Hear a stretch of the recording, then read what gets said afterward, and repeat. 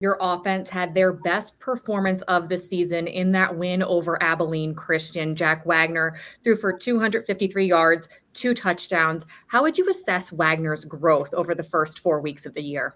Very proud of how he's doing for us. I think he's getting better every week. We were really aggressive throwing it last week early because we thought that was our best advantage against Abilene Christian. I think he did a nice job. We created a lot of explosive plays through the air, and he's not turning the ball over, which is something you always worry about with a young quarterback. So to get through 3 starts with no turnovers, very proud of him for that. Jack's not turning the ball over. On the flip side, your defense is forcing a lot of turnovers. 3 of those last weekend, one of which came in the final seconds to clinch that victory. Why are they able to consistently make the big time plays in the big time moments? I think we have a great defense, and I think they rise to the challenge. And that was something I challenged them, because even though we played really well against Albany, we only created 1 turnover. So that was a big point of emphasis, and they certainly answered the call, getting 3 big turnovers, and none bigger than the last one to ice the game there at the end. So I think our defense is doing a tremendous job. We're playing a lot of guys.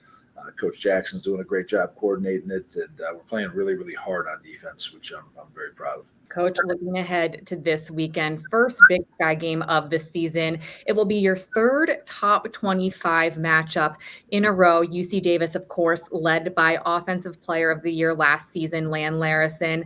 How do you slow him down? He's a great player, and it's tough to key on him because he's very good not only running the ball, but he's great in the passing game. He's had some explosive plays getting out of the backfield. So you got to know where he is. You got to account for him. You got to make sure we have all of our coverage rules. If you have a blitz, you got to make sure you know who's got to cover him on the blitz when it changes. And just a tremendous player. And he's from the state of Idaho, so that kind of sticks in my craw a little bit that he's an Idaho guy playing against us for a different team in the conference. But he's a heck of a player, and he'll be a great challenge for us to stop this week. How will this matchup with UC Davis help set the tone for the rest of the Big Sky Conference season? Well, I think I told the team that earlier this week that what we've done so far has been great, to set you up for playoff contention. But this is totally different now, and we've gone a long time. The last conference championship at the University of Idaho is 1998. And the speed, I think, picks up a little bit in these games. You're familiar with these teams. We played against a lot of these guys 2 years ago, and the conference games are always tough. You're familiar with them. Coach Splau does a great job there.